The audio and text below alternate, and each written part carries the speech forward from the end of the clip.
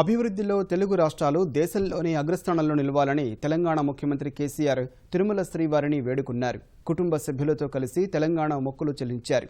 ఇరు రాష్ట్రాల మధ్య సమస్యలు పరిష్కారమవుతాయని విశ్వాసం వ్యక్తం చేశారు. తిరుమల శ్రీనివాసుడికి తెలంగాణ ముఖ్యమంత్రి కేసీఆర్ ఆ రాష్ట్ర ప్రభుత్వం తరపున తెలంగాణ ఆవిర్భావ మొక్కులు చెల్లించారు. కేసీఆర్ దంపతులు ఉదయం 8 గంటలకు ఏపీ మంత్రి బొజ్జల గోపాలకృష్ణతో కలిసి తొలుత వరాహస్వామిని దర్శించుకున్నారు. అనంతరం మహాద్వారం గుండా శ్రీవారి ఆలయంలోకి ప్రవేశించారు. మొక్కుల కింద స్వామివారి కోసం చేయించిన 14.2 కిలోల శాలిగ్రామహారం, 4.65 కిలోల బంగారు కంటకు పూజలు చేశారు. ఆ తర్వాత తిరుమల తిరుపతి దేవస్థానానికి అందించారు.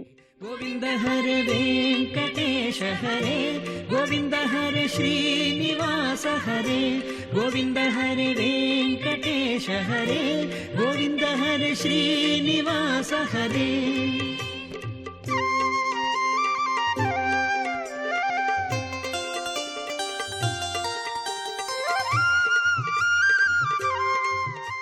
అనంతరం శ్రీవారి సేవలో పాల్గొన్న కేసీఆర్ కుటుంబ సభ్యులకు దర్శనానంతరం రంగనాయక మండపంలో వేద పండితులు ఆశీర్వచనం అందించారు. తితిదేఈఓ సాంబశివరావు, ధర్మకర్తల మండలి చైర్మన్ చదలవాడ కృష్ణమూర్తి స్వామివారి తీర్థ ప్రసాదాలు, చిత్రపటం అందజేశారు. ఇరు రాష్ట్రాలకు మంచి జరగాలని దేవుణ్ణి కోరుకున్నట్లు ఆలయం వెలుపల కేసీఆర్ తెలిపారు. రెండు తెలుగు రాష్ట్రాల ప్రజలను కూడా చల్లగా దీవించండి అని చెప్పి వారిని కోరుకోవడం జరిగింది. రెండు రాష్ట్రాలు కూడా అభివృద్ధి చెంది భారతదేశంలోనే అగ్ర రాష్ట్రాలకు పేరు తెచ్చుకొని దీవెన అందియమని స్వామి గారిని కోరినాను. రెండు రాష్ట్రాల యొక్క సంబంధాలు ఏ రకంగా ముందుకు తీసుకెళ్తారు? చాలా గొప్పగా ఉంటాయండి, బ్రహ్మాండంగా. అన్ని సమస్యలు పరిష్కారం అవుతాయండి. అందరూ కూడా కలిసి బ్రహ్మాండంగా ప్రచారానికి కలిసి వెళ్ళే అవకాశాలు ఉంటాయి. తప్పకుండా హైదరాబాద్ లో శ్రీవారి ఆలయ నిర్మాణము వాటికి సంబంధించి తప్పకుండా అండి, తప్పకుండా.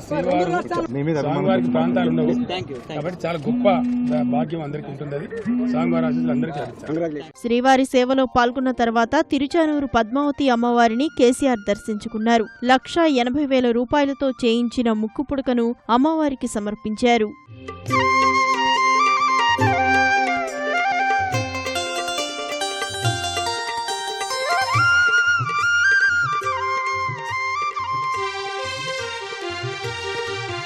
అంతకుముందు తిరుమలలోని పుష్పగిరి మఠంలో జరిగిన తెలంగాణ పౌర సరఫరాల సంస్థ చైర్మన్ పి. సుదర్శన్ రెడ్డి వివాహానికి కేసీఆర్ కుటుంబ సభ్యులు హాజరయ్యారు.